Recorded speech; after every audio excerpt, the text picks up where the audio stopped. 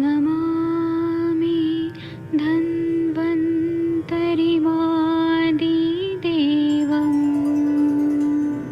सुरासुरैः वन्दितपादपद्मम् लोके जरामृत्युनाशं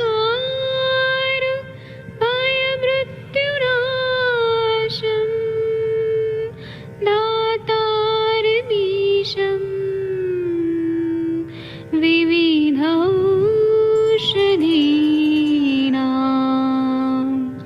शङ्खं चक्रं जलौकां दधतं मृतघटं चारुतोर्भिश्चतुर्भिः सूक्ष्मस्वच्छादिरुद्यं शुकपरिविलसन्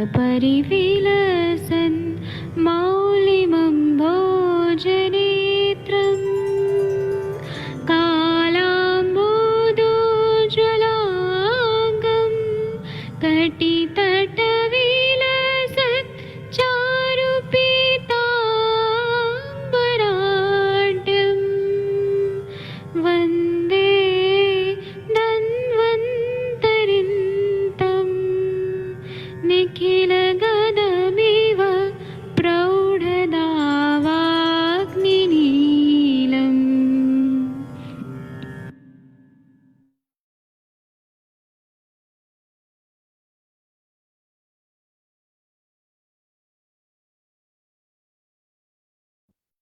प्रणाम सभी लोगों को। मैं वैद्य अरविंद पाठक आप सभी लोगों का स्वागत करता हूं। सभी लोगों को कोटि कोटि प्रणाम करता हूं।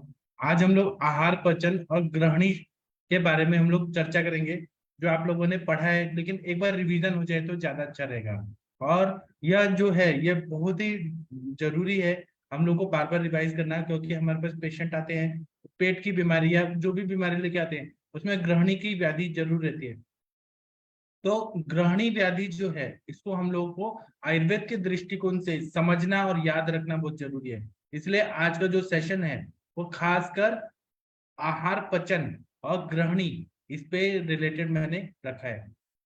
आहार का महत्व क्या है आप लोगों को मालूम होगा कि आहार के बारे में चरक सूत्र स्थान 27 जो है उसमें 349 और 350 नंबर का जो श्लोक है उसमें क्या बताया है कि प्राणः प्राणभृतानम अन्नम अन्नम लोकाभिधावति वर्णः प्रसाद स्वास्थ्यम जीवितम प्रतिभा सुखम तुष्टि पुष्टि बलम मेधा सर्वम अन्य प्रतिष्ठितम। मतलब जो अन्न है जो हम फूड खाते हैं वह सभी प्राणियों का जीवित अन्न पर निर्भर होने का अन्न प्राप्ति के लिए सभी प्रयत्नरत रहते हैं। जो लोग हम बोलते हैं ना रोटी का सवाल है, तो सब लोग अन्न के लिए ही इस दुनिया में काम करते हैं।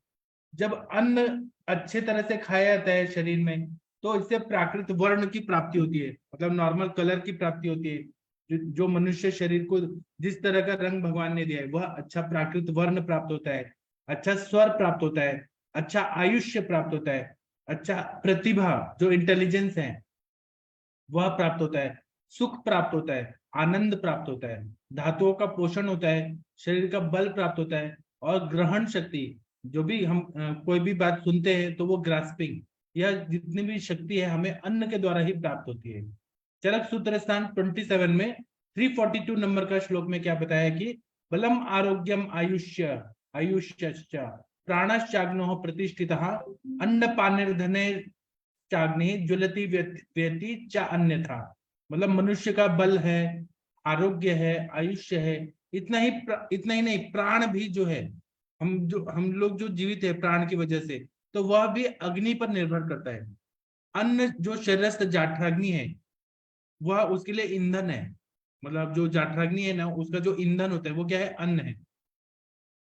अन्नपान स्वरूप ईंधन के कारण ही अग्नि जो है हमारा वो प्रदीप्त रहता है। अन्न के अभाव से अग्नि बुझ जाता है। इसके बाद में आता है पॉइंट पचन व्यापार। तो मुख से गुदा पर्यंत, जो आपको स्क्रीन पे थोड़ा सा भाग दिख रहा है, मुख से गुदा पर्यंत सभी अवयव स्थूल पचन में सहभागी होते हैं।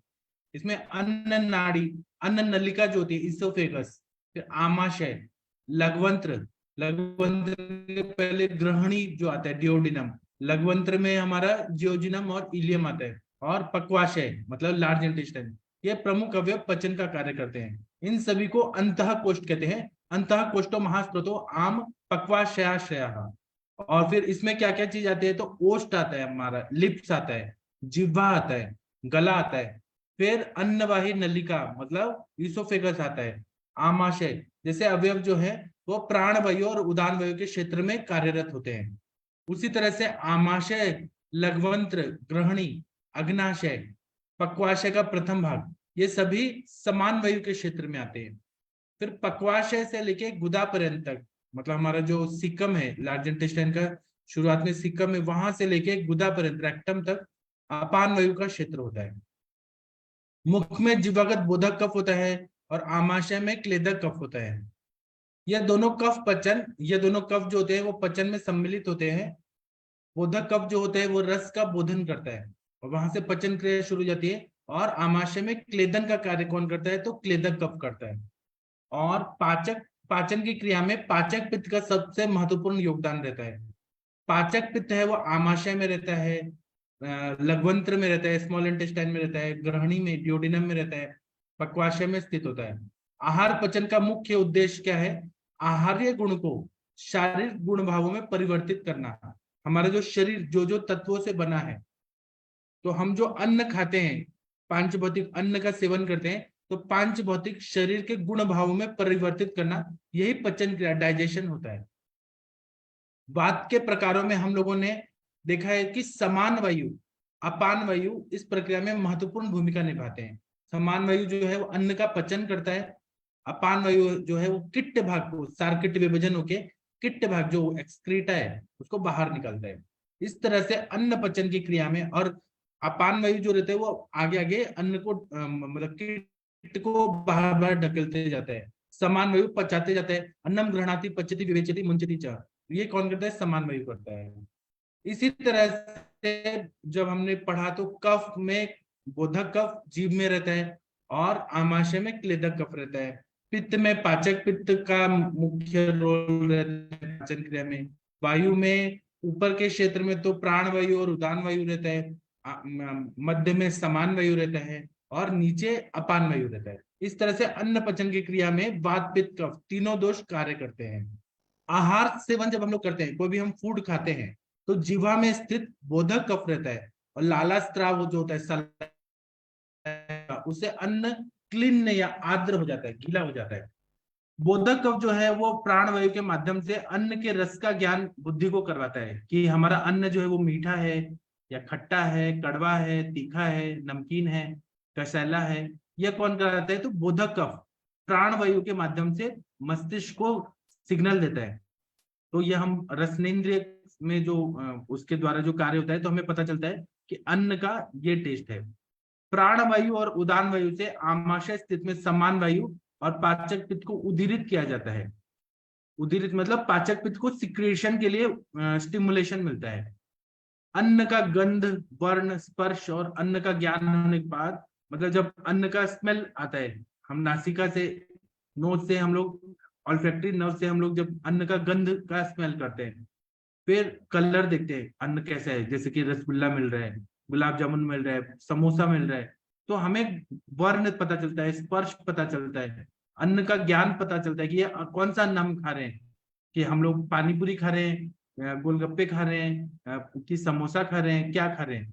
तो अन्न का ज्ञान होने के बाद जीवा के साथ बाकी इंद्रिय भी कार्यरत होकर अन्न के पचन क्रिया में सक्रिय हो जाते हैं। अन्न का दांतों से चर्वण होने के बाद जब हम लोग उसको चबा चबा के खाते हैं, तो अन्न का स्वाद जीवा को समझने लगता है, इसलिए दांतों को रुचिकास्थि भी कहा जाता है। ठीक है, इसके बाद अन्न प्राण वायु द्वारा निगला जाता है। अन्न जो है अन्नम गृह्णाति, अन्न जो है वो प्राण वायु से मतलब हम लोग स्वॉलो करते हैं, निकल जाते हैं। प्राण वायु है अन्न प्रवेशकृत, ऐसा बोला जाता है। अन्न को प्रवेश कौन कराता है अन्न नलिका में, तो प्राण वायु कराता है। अन्न नलिका द्वारा जठर में पहुंचाया जाता है। इसके बाद में चरक चिकित्सा स्थान 15 में ग्रहणी चिकित्सा में 8वां नंबर का श्लोक में क्या बताया, अन्नम आदान कर्मा तु प्राणः कोष्ठम प्रकर्षति तद्द्रवे भिन्न संगात स्नेह मृदुतागतम समानेन वदूतो अग्निरुदुर्य उदर्य पवनोद्वहाः काले भुक्तम सम्यक पच्यत्यायु विवर्धये एवं रसमलायन्न मामाशयस्य मधः स्थितः पचत्याग्नि यथा स्थाल्यम ओदनायम अम्बु तंडुलम। इसका मतलब यह है कि अन्न जब जठर में मतलब आमाशय में प्रविष्ट हो जाता है, वहां पे ही जठर जो आमाशय रहता है वहां पे समान वायु धमापन करता है और अग्नि को प्रज्वलित करने लगता है। जब अग्नि प्रज्वलित होती है तो वहां पे जठराग्नि जो होता है समान वायु के प्राकृत होने पर वह उच्च अच्छे से उद्दीप्त हो जाता है, मतलब वो बढ़ने लगता है। वात में वैषम्य उत्पन्न हो जाए तो अग्नि भी विषम हो जाती है। अग्नि विषम हो जाती है वायु की वजह से, तो कभी भूख लगती है कभी नहीं लगती है। अगर पित्त का प्रकोप रहा वहां पे तो बहुत तीक्ष्ण अग्नि लगती है, बहुत तेज भूख लगती है और जो खाया पिया है वो तुरंत ही पच जाता है। और कफ बहुत ज्यादा बढ़ जाता है तो मंदाग्नि होती है, अग्नि मंद हो जाता है। अगर वायु का वैषम्य उत्पन्न हो जाए तो पचन व्यापार में बाधा उत्पन्न हो जाती है। इस पूरी प्रक्रिया में आहार परिणाम कर भाव जो रहते हैं वो विशेष भूमिका निभाते हैं, उनका अध्ययन भी आवश्यक होता है। जो आहार परिणाम कर भाव जो है वह चरक में क्लियरली बताया हुआ है। आहार परिणाम करोस्तु में भावा भवंती तद्यथा उष्मा वायु क्लेदः स्नेह काल संयोगश्चेति। मतलब अन्न का पाचन कार्य में उष्मा सबसे प्रधान घटक होता है, वायु आदि भाव सहकार्य करते हैं। इसमें बोला है तद्यथा उष्मा पचती, जो जठराग्नि है उसकी उष्मा है अन्न का पाचन करती है। वायु अपकर्षति, वायु नीचे नीचे ढकलती है, पेरिस्टाल्टिक मूवमेंट होता है। क्लेदः शैथिल्यम आपादयति, जो क्लेदक कफ का क्लेद है पानी है या हम ऊपर से पानी भी पीते हैं, वो अन्न को शिथिल करता है, लूज करता है और छोटे छोटे मॉलिक्यूल्स में ब्रेक डाउन करने में सहायता करता है। स्नेहो मार्दवम जनयति, स्नेह मृदुता लाता है। जब भी हम खाने में घी वगैरह का सेवन करते हैं तो अन्न जो है वो पूरा सॉफ्ट हो जाता है। कालह पर्याप्त अभिनिवर्तयति, कालह मतलब कुछ टाइम के बाद वो जो है वो अपने आप पूरी तरह से अन्न को पाचन करने लगता है।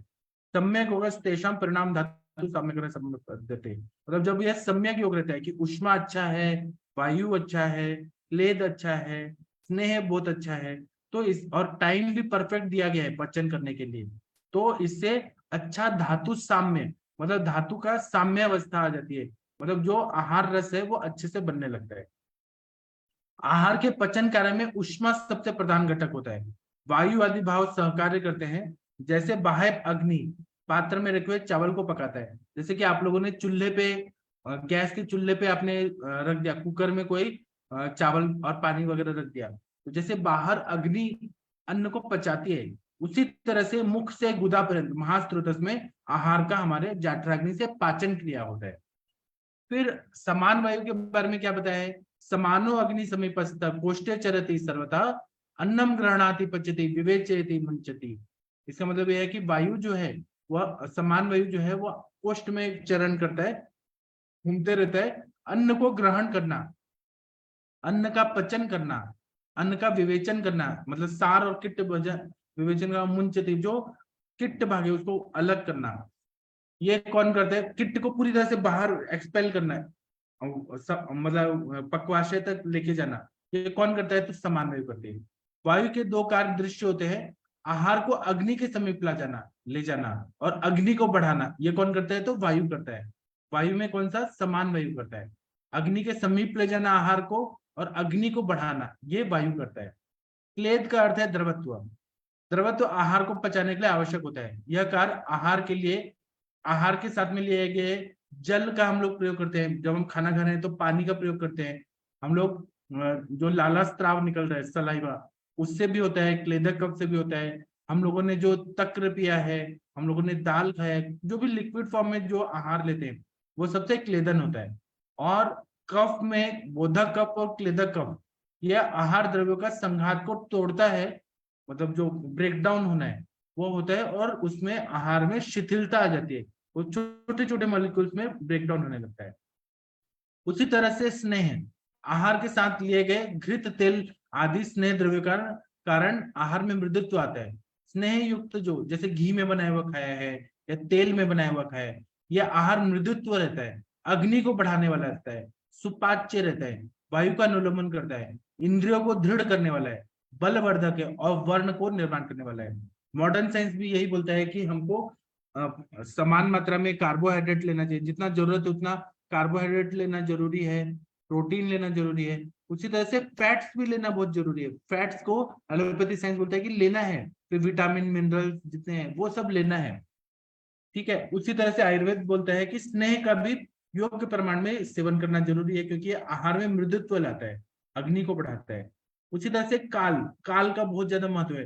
हम लोग पदार्थ विज्ञान में भी काल पढ़ते हैं कि काल जो रहता है, टाइम, टाइम, यह टाइम देना भी जरूरी है, क्योंकि आहार का संघात का भेदन होकर वह क्लीन होना, मतलब वो गीला होना, मृदु मतलब सॉफ्ट होना, और शिथिल मतलब पूरी तरह से लूज हो जाना। अन्न जैसे आपने रोटी खाया है तो रोटी रोटी फॉर्म में नहीं रहेगा, उसका ब्रेकडाउन होगा, वो गीला गीला होगा, फिर ब्रेकडाउन होगा, और फिर वो सार और किट्ट विभाजन होगा, पचन होगा, उसके बाद सार और किट्ट विभाजन होगा, उसके बाद सार भाग को पूरी तरह से बॉडी ऑब्जर्व कर लेगी, किट्ट भाग जो है, जो कचरा है, वो बाहर बाहर ढकेलते जाता है। तो यह जो है, यह काल जो रहता है उसका बहुत ज्यादा टाइम, क्योंकि अन्न है, आमाशय में रुकना आवश्यक होता है। अगर हमने तुरंत खाया तुरंत निकल गया तो वो अन्न को पचन नहीं होता है। आहार करते समय भी सुयोग्य होना चाहिए, इसीलिए आहार का पचन में काल का महत्वपूर्ण योगदान रहता है। उसी तरह से सम योग होना, मतलब अग्नि प्रदीप्त होने पर ही, भूख लगने पर ही अन्न का ग्रहण करना चाहिए। हमें कभी भी अध्यशन नहीं करना चाहिए, मतलब कभी भी आए और कभी भी कुछ भी खा लिए, यह अध्यशन होता है, इससे व्याधि होती है। अन्नशन नहीं करना चाहिए, मतलब कुछ खा ही नहीं रहे, कुछ भी नहीं खा रहे, भूखे रह रहे हैं।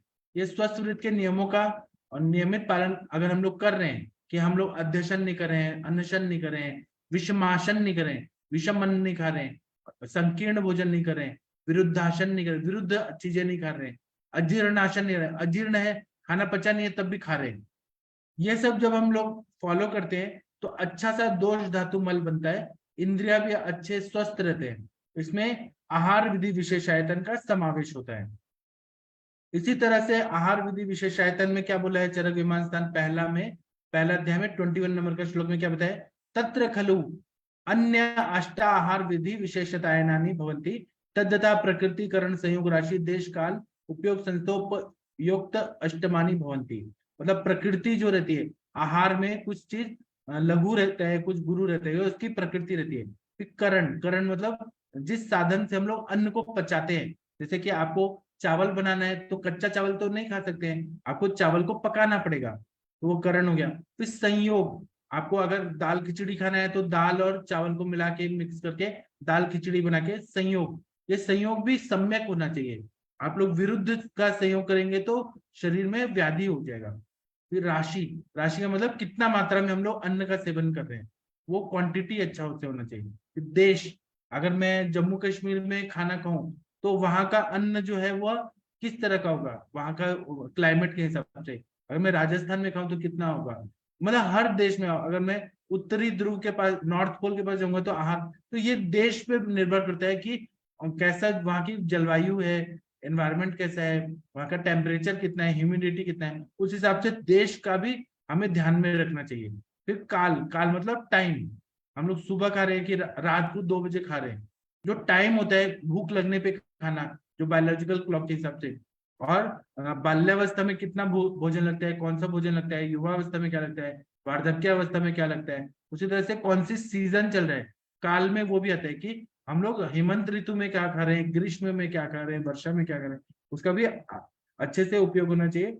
फिर उपयोग संस्था, मतलब हमारा डाइजेस्टिव सिस्टम कैसे है वो होना चाहिए। और उपयोक्ता, उपयोक्ता मतलब कोई भी इंसान है वह कितना मात्रा में कितना आहार खा सकता है, उसका फिजिकल वर्क और जो बौद्धिक वर्क है, मेंटल वर्क है, वो कितना है, उस हिसाब से उसका आहार शक्ति वह डिपेंड करता है। फिर इसके बाद में त्रिविध अवस्था पाक का बहुत ज्यादा महत्व बताया है।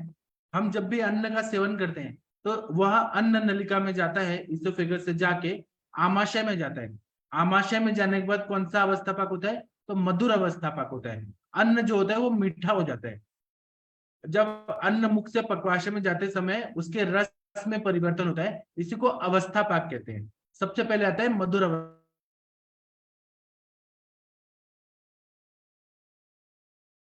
अवस्थापाक। चरक चिकित्सा स्थान 15वां प्रस्य षड रसस्य प्रपाकता मधुराद्यत कफोद्भवात फेन भूतम उदीर्यते। मतलब अन्न सेवन के बाद यह अवस्थापाक प्रारंभ हो जाता है। इस अवस्था में संपूर्ण अन्न को माधुर्यत्व प्राप्त होता है, अन्न जो है वो मीठा हो जाता है। और आहार आदि द्रव्य मधुरादि षड रसात्मक होता है। प्रथम अवस्था पाक में पार्थिव और आप्य द्रव्यों का पचन मुख से शुरू होकर लघ्वंत्र तक समाप्त हो जाता है। मतलब जो भी जो पार्थिव द्रव्य है और आप्य मतलब जलीय द्रव्य हमने खाया है उसका पाचन लघ्वंत्र तक शुरू होकर वहां तक समाप्त होता है। सभी द्रव्य पांचपातिक होने से उसमें से कुछ द्रव्य जो पार्थिव और आप्य है उनका पचन यहाँ से शुरू हो जाता है और यह झाग की तरह मतलब फ्रोत की तरह फेनभूत कफ का निर्माण होता है। मधुर अवस्था पाक में किसका कौन सा दोष बनता है? तो कफ दोष की निर्मित होती है। ठीक है, इस अवस्था पाक में सिर्फ मधुर ही नहीं बल्कि कटु तिक्त आदि सभी शेष 5 रस के द्रव्य भी माधुर्य अवस्था में परिवर्तित हो जाते हैं। हमने तीखा भी खाया ना, तो अवस्था पाक में क्या होगा? सभी चीजें मीठी हो जाएंगी। ठीक है, वो मधुर अवस्था पाक होता है। संहिताकारों ने कहा है कि भोजन करने के तत्काल पश्चात कफ की वृद्धि हो जाती है। यह वृद्धि विशेष अगर हो तो कफज रोग पहले से विद्यमान हो तो इस बल में इस काल में और वृद्धि हो जाती है, और अगर नहीं कफ रोग है तो उतना उसका नहीं होगा और मतलब वो बैलेंस रहेगा। आहार में कफ वर्धक रस कौन से होते हैं? तो मधुर अम्ल लवण होते हैं। और पिच्छिल जो गुणात्मक जो अन्न होता है, पिच्छिल द्रव स्नेह क्लेद युक्त जो रहता है उससे कफ की वृद्धि अधिक होती है। जैसे कि आइसक्रीम खाया, आइसक्रीम पिच्छिल होता है और क्लेद युक्त रहता है, तो ये कफ की वृद्धि में विशेष रूप से सहयोग करता है।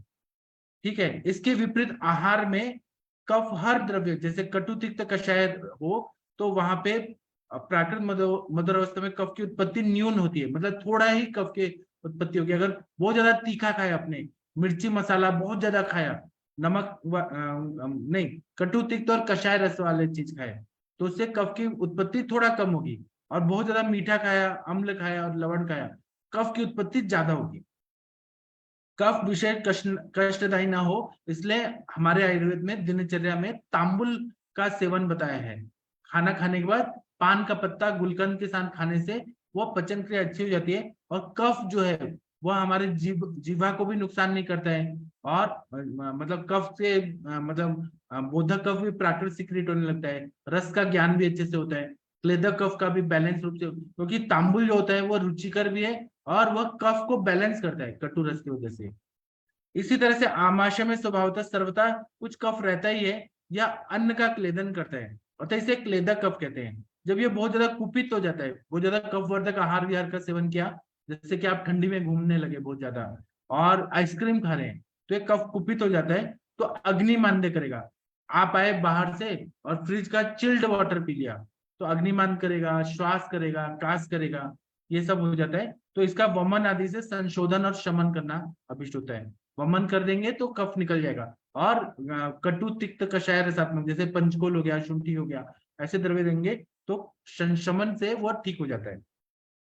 आमाशय में अन्न का संघात है, घनत्व दूर होके आगे पित्त की क्रिया से सरलता से जुड़ने योग्य हो जाता है। आगे मतलब ऊपर कफ का काल है, कफ का टाइम हो गया, अन्न को आगे ढकेलेगा, फिर पित्त का कार्य शुरू हो जाएगा। तो दूसरी अवस्था जो रहती है वह ग्रहणी में ड्योडिनम में जब जाता है अन्न तो वहां पे अम्ल अवस्था पाक शुरू हो जाता है। परमम तो पच्च मानस्य विदग्धस्य अम्ल भावता आशयाच मानस्य पित्त मच्छम उदीर्यते। इसके पश्चात जो अधो आमाशय रहता है, जो हमारा पैलोरिक एरिया जो रहता है, वहां पे द्वितीय अवस्था पाक शुरू हो जाता है।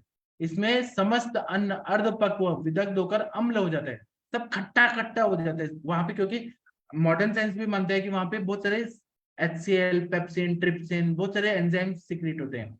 आयुर्वेद बोलता है कि वहां पे अन्न जो है वहां पे पित्त का पाचक पित्त के स्त्राव होने की वजह से अन्न जो है अम्ल अवस्था पाक में आ जाता है।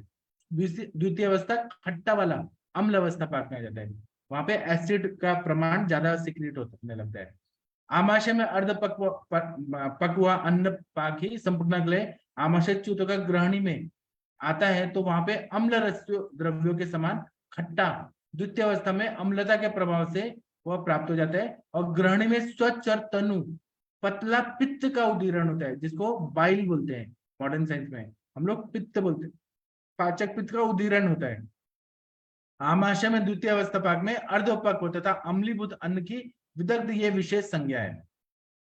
विदग्धा अवस्था मतलब वह अन्न कच्चा कच्चा रहता है और विदग्ध से अम्ल भाव होता है, वहां पे कच्चा कच्चा रहता है, इसमें इसलिए ये प्राकृत अब यही अजीर्ण हुआ तो विदग्धा जीर्ण बोलेंगे। ऊपर आमाशय में हुआ तो आमाजीर्ण होता है, अगर वो अच्छे से नहीं पचा तो। यहाँ पे विदग्धावस्था प्राप्त है, ठीक है, लेकिन अजीर्ण नहीं होना चाहिए। इस पाक को विदाह या नामांतर किया गया है। मधुर अवस्था के समान इस अवस्था में भी आहार में पित्तवर्धक रस, कटु, अम्ल, लवण अधिक का सेवन करें और बहुत ज्यादा खट्टा खाएं आप लोग, या तीखा खाएं या नमकीन चीजें खाएं तो पित्त का उदीरण अधिक होगा, पित्त ज्यादा सिक्रिएट होने लगा। अगर आप कटु, अम्ल, लवण नहीं खाएंगे तो पित्त का सिक्रीशन उतना नहीं होगा। अभी बहुत ज्यादा मिर्ची मसाला जो लोग खाते हैं और बाहर का चटपटा खाते हैं बहुत ज्यादा, उनको हाइपर एसिडिटी क्यों होती है? क्योंकि वो लोग जब कटु, अम्ल, लवण का सेवन ज्यादा करते हैं, पित्त का भी उदीरण ज्यादा होने लगता है। तो ये हमें जानना चाहिए कि सभी द्रव्य इस अवस्था पाके स्वभावश विदग्ध होकर विदाहजनक भी हो जाते हैं। मतलब यहाँ पे वो विदाह करने लगता है, ऊपर आने लगता है, इतना ज्यादा खट्टा एसिड बनने लगता है अगर बहुत ज्यादा तीखा कहेंगे तो। और विदाही द्रव्य उन्हीं को कहते हैं जो अपनी तीक्ष्णता आदि गुणों के कारण विशेषतः दाह आदि लक्षणों को उत्पन्न करे। और जिन द्रव्यों के रस गुण पित्त विरोधी है, जैसे मधुर तिक्त कषाय रस, वो पित्त का उदीरण कम करने लगता है। और आपने मीठा बहुत खाया, जैसे कि आपने मिठाइयाँ खाई, रसगुल्ला खाया, गुलाब जामुन खाया, मधुर रस खाया, या तिक्त रस का कोई कड़वा चीज कुछ खाया, करेला वगैरह, या हाँ करेला बिना तेल वाला, बिना मसाले वाला, वो अगर खाए तो पित्त का उदीरण कम होगा। और विदाही पदार्थ कौन किसको बोलते हैं? विदाही मतलब जैसे कि आप लोगों ने देखा होगा कि समोसा बनाते हैं या पकोड़े बना रहे हैं मार्केट में, तो एक ही तेल को उबाल के बार बार बार बार बनाया जाता है, वह इतना जला हुआ तेल रहता है, वो विदाही रहता है, विदाह उत्पन्न करता है। उसको थोड़ा भी खाएंगे ना, थोड़ा भी वो समोसा खाए मतलब हाइपर एसिडिटी होने लगता है। इसी तरह से आमाशय से च्युत हुआ अन्न है पक्वाशय की ओर प्रगति करता हुआ प्रथम ग्रहणी में आता है। इस स्थान को ग्रहणी इसलिए कहते हैं, ड्यूोडिनम को ग्रहणी क्यों बोलते हैं? क्योंकि पित्त या अग्नि की क्रिया से जब तक अन्न का पाक संपूर्ण नहीं हो जाता तब तक यह ग्रहण या धारण किए रहती है। अब यहाँ पे ग्रहणी ड्यूोडिनम को भी कहा है, जेजिनम और इलियम को भी कहा है। और अग्नि या पित्त की क्रिया का स्थान होने से इसे अग्नि का अधिष्ठान या पित्त धरा कला भी कहते हैं। परिपाक के पश्चात अग्नि और वायु पक हुए अन्नपान का विवेचन करते हैं और उससे आहार रस और मल, ये दो भागों में विभक्त कर दिया जाता है। अन्न के 3 मल होते हैं। जो भी हम अन्न का सेवन करते हैं उसे या तो पुरीश बनेगा, मूत्र बनेगा या वायु बनेगा। रस के प्रसादभूत भागों से, रस का आहार रस से जो प्रसादभूत भाग बनता है उसे रस, रक्त, मांस में दस्ती, मज्जा, शुक्र वो बनता है, या उपधातु बनते हैं। और अवयवों की और मल से या फिर अवयव बनते हैं, जो जो चीज मिल रहा है उससे नरिशमेंट होता है। और जो मल बन रहा है हमारे शरीर में, सार के विभाजन हो रहा है, तो शरीर में मल जो है, दोष धातु मलामूलम ही शरीर, तो मल से मल की पुष्टि होती है।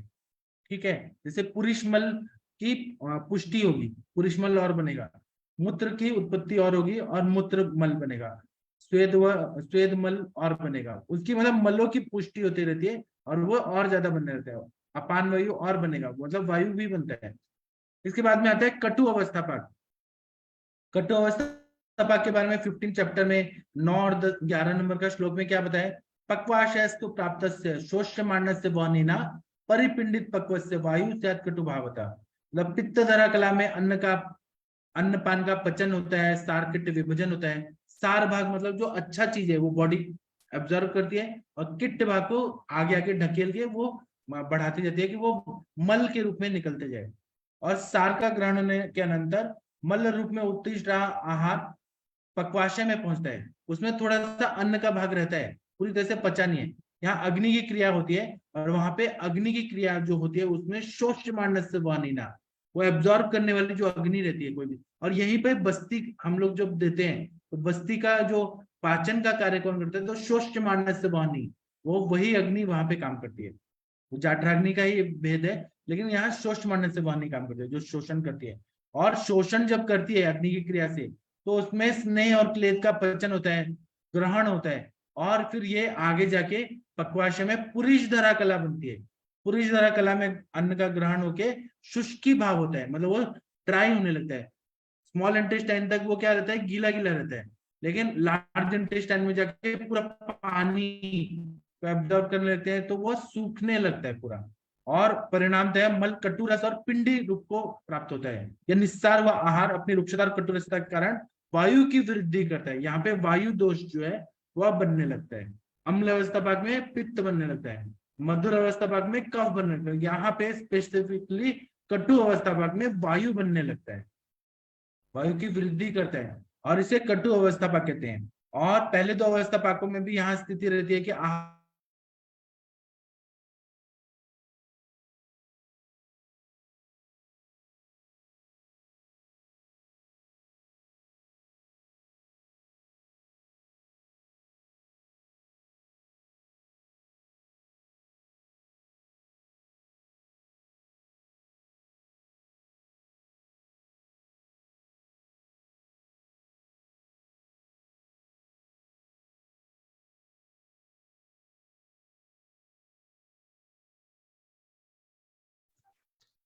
आवाज नहीं आ रही सर।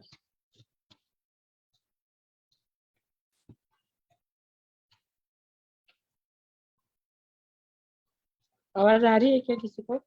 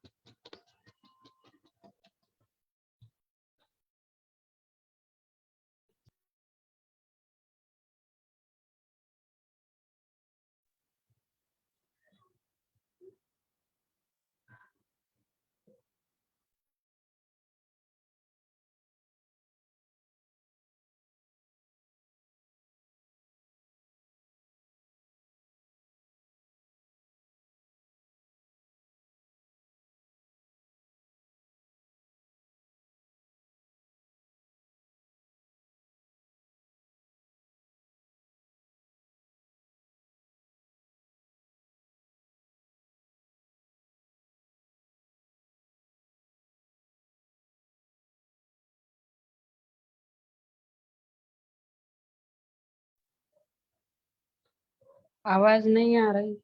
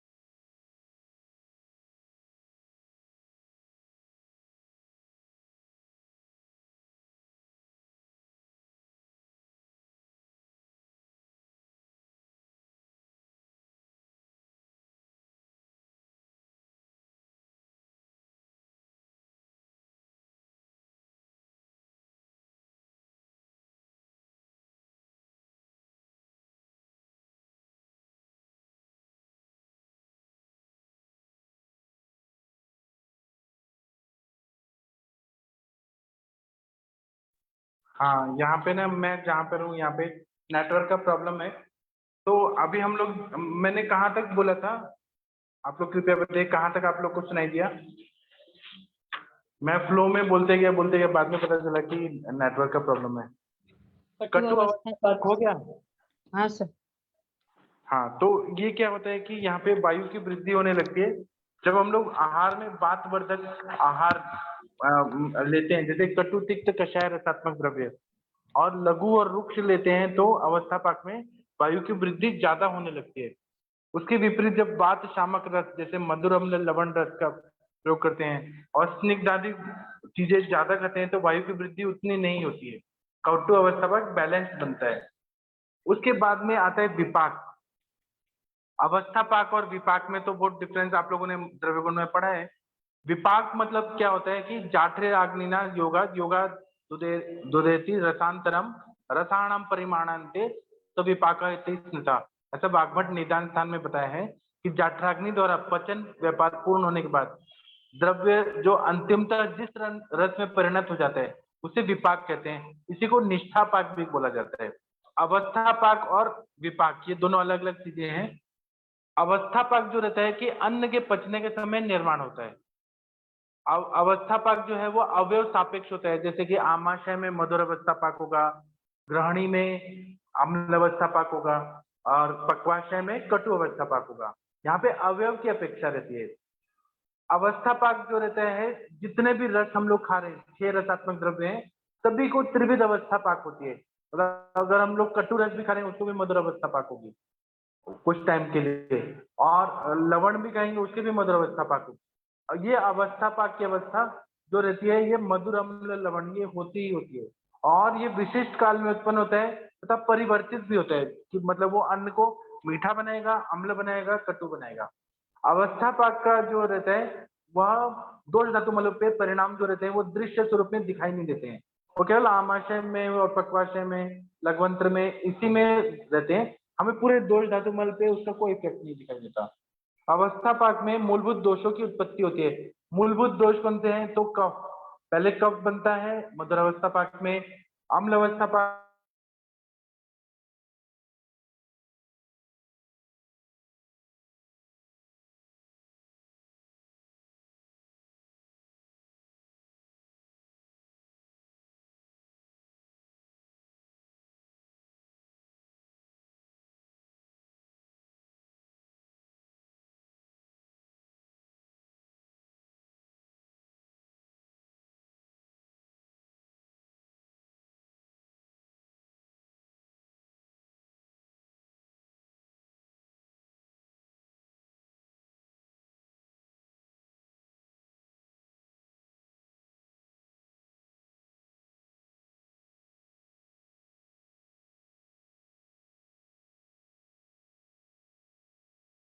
हाँ, तो ना हमारा जो ये अवस्था पाक जो होता है ना, इसमें मूलभूत दोषों की उत्पत्ति होती है।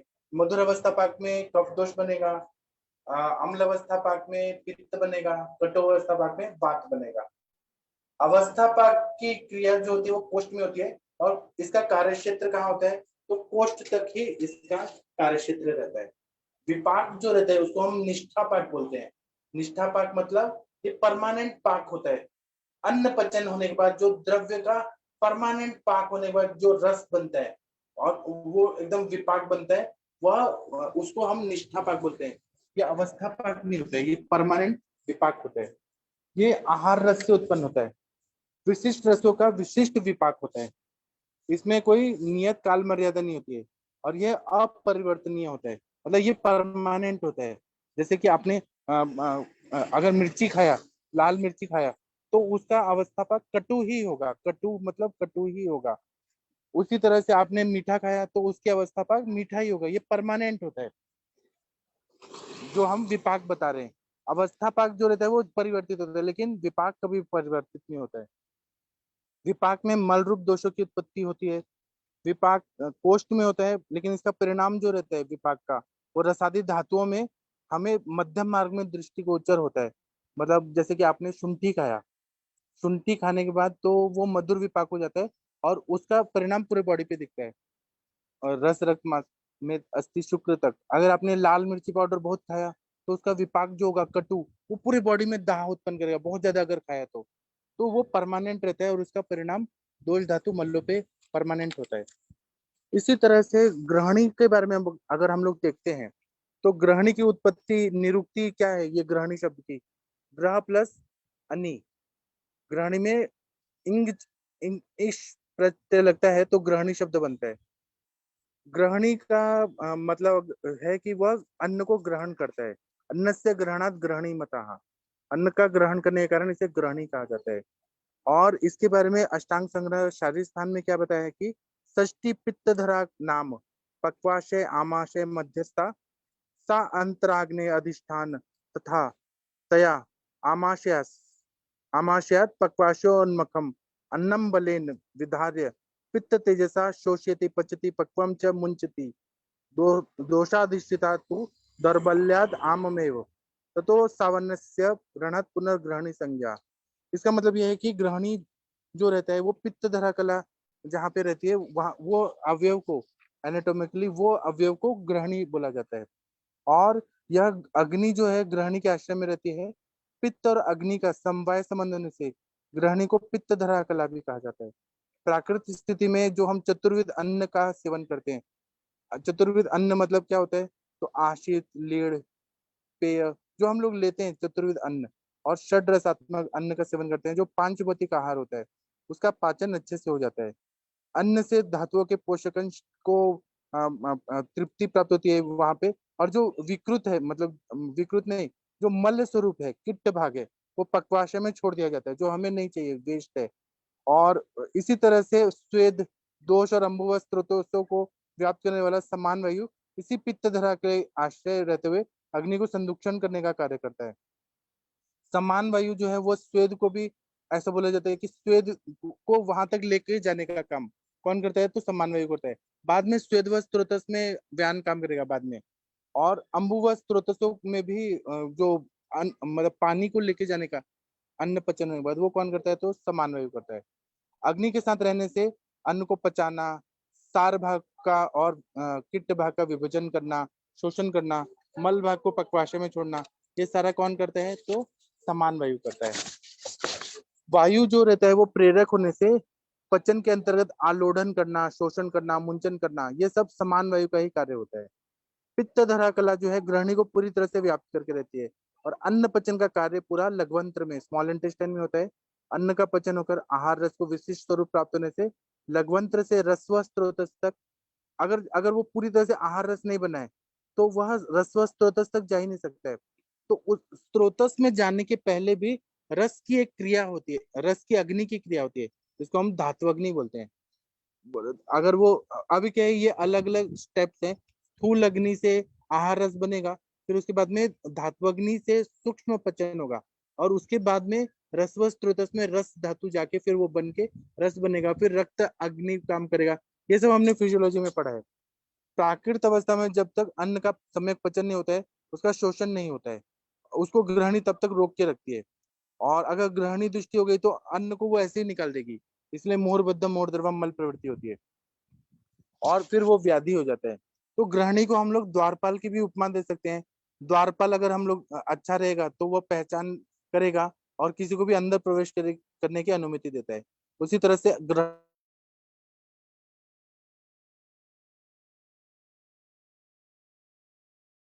जो है अन्न व स्रोत में काम करती है। अब आप लोग को मालूम ही है। कंचन मैम, आप कुछ बोलना चाहती हैं? प्रणाम सर। सर कंचन बहुत मैम, आप अनम्यूट कर पा रही हैं क्या? हाँ, मैंने किया सर। प्रणाम सर, आवाज आ रही है मेरी? आ रही है, हाँ जी सर, बहुत अच्छा क्लियर किया आपने। एक्चुअली मैं एक केस के बारे में ही सोच रही थी और आपने इतने अच्छे से बता दिया कि मेरा पूरा केस मेरे सामने एकदम मतलब इजीली ही हो गया। अभी जैसे आपने अभी बोला ना ग्रहणी के बारे में, जैसे मधुर अवस्था पाक, अम्ल अवस्था पाक, कटु अवस्था पाक, मतलब आपने बोला कि मधुर अवस्था पाक में जो भी हम खाएंगे उसका मधुर ही बनेगा, ऐसे है ना सर? हाँ हाँ, तो ये जो लड़की थी ना, ये मेरे पास आई थी। 3 हीमोग्लोबिन था उसका। अभी 4-5 दिन पहले वो आईसीयू में एडमिट होके आई थी। तो उसे कॉम्प्लेक्स सिस्ट था राइट साइड ओवरी में। तो इसमें सर मैं ये तो उसने पूरा बता दिया उसका डिटेल हिस्ट्री कि ये हुआ, मुझे आईसीयू में रखा गया, मुझे फिर से मेडिसिन खिलाई गई, अभी तो फिर अभी क्या करूं, मुझे सर्जरी बोला है। तो यहाँ पे मैंने उसकी पूरी हिस्ट्री ली थी, तो जैसे मैंने देखा उसका, जैसे 11 बजे उठ रही है, रात में 3 बजे सो रही है। यहाँ पे मैंने खाने पीने के लिए वही यही समझाया, सेम आप जो बता रहे थे कि यहाँ पे हम जो खा रहे हैं वो रस ही अच्छा नहीं बन रहा है। इसकी कंडीशन में भी ये था कि पेस्ट्री वो रोज खा रही थी, तो यहाँ पे भी मुझे लग रहा है कि इसका मधुर अवस्था पाके यहाँ से स्टार्ट हो गया था बिगड़ना। और रात्रि में जागरण करना है, सैंडविचेस खाना है, फ्रैंकी है, बिरयानी खाना है, कर्ड कर्ड सेवन हो रहा था उसका। तो यहाँ पे मतलब उसके तीनों भी जो अवस्था पाक है वो पूरे बिगड़ चुके हैं। फिर जाते जाते उसको कैसे याद आया पता नहीं, पर वो बोली मैम इतना तो सब मैंने बताया, एक चीज बताना भूल गई। तो उसने लास्ट में जाते जाते बताया कि मुझे क्रीमी भी निकल रहा है अभी 1 महीने से, और इतना सीवियर ब्लीडिंग हुआ था, बोले कि जैसे क्लॉट्स इतने बड़े बड़े थे कि 2 मिनट में पैड मुझे चेंज करना पड़ता था। मतलब सर इतना, मतलब इसका ग्रहण ही दूषित है, और अभी बोल रही है कि एलोपैथ डॉक्टर ने ऐसे मेडिसिन दिया है कि मुझे बार बार मोशन जाना पड़ता था। पर मुझे लगता है कि उसकी ग्रहणी पहले बिगड़ी हुई है, और उसके बाद इतनी सारी जो प्रॉब्लम्स क्रिएट हुई है, जैसे आपने अभी बताया कि ये रस का अग्नि प्रॉपर काम नहीं कर रहा है। मतलब सूक्ष्म लेवल पे जो अग्नियां काम करती है उसके भी बॉडी में मुझे लग रहा है कि रसाग्नि है, रक्ताग्नि है, ये बिल्कुल भी अच्छे से काम नहीं कर रही है। इसलिए ये पूरा उन्होंने बीमारी डेवलप की है। बहुत अच्छे से बताया सर, वो मेरा ये केस काफी अच्छे से मुझे लग रहा है कि मैं इसको ठीक कर पाऊंगी, क्योंकि सिस्ट काफी बड़ा है, 9.3 सेंटीमीटर बता रही हूँ, पर हिमोरेजिक सिस्ट है, इसीलिए तो तो हम इसमें लोग हम रक्त पाचक रस पाचक इससे शुरू करते हैं, और कृमि का हाँ भी चिकित्सा करना पड़ेगा। हाँ हाँ अनवांटेड चीजें हैं वो, अभी कल भी अन्नपान का सेवन किया होगा, और फिर रस पाचक रक्त पाचक इसीलिए तो हम लोग देते हैं। सर, इसमें आरोग्यवर्धिनी नहीं दूं ना फिलहाल, क्योंकि बहुत हेवी ब्लीडिंग था उसे। आरोग्य वर्धनी, दे हाँ सकती हूँ? ऐसे चार धर्म द्रव्य दे सकते हैं, लेकिन ज्यादा डोज में नहीं देना है। आपको देना है तो दीपन पाचन होने के बाद फिर दूध के साथ दीजिए ना, फिर चलेगा। हाँ, दूध के थोड़ा सा पास दूध साथ के साथ। देते हैं। हाँ ठीक है, ठीक है। Thank you sir. क्योंकि उसका ना फैटी लिवर भी आ रहा था और स्प्लीनोमेगाली भी था, तो जैसे आपने बताया कि अभी ब्लीडिंग रक्तवात हो में रहा है तो तो आरोग्य वर्धनी से बढ़ेगा ऐसा तो नहीं है, हो सकेगा नहीं ना। होगा ना। हम हाँ दूध हाँ, के अनुपात दे सकते हैं। जी sir, thank you sir. Thank you. और कोई कुछ बोलना चाहता? यहाँ पर मैं जहाँ हूँ ना, यहाँ पे नेटवर्क का प्रॉब्लम हो रहा है बार बार। कोई बात नहीं, किसी को कुछ बोलना है तो बोल सकते हैं, नहीं बोलना तो कोई बात नहीं। अभी हम सेशन बंद करते हैं, फिर हम 8:15 पे फिर मिलेंगे और हम दूसरा सेशन शुरू करेंगे, ठीक है? तो अभी मैं ये सेशन एंड करता हूँ। थैंक यू, प्रणाम सभी लोगों को। Thank you sir.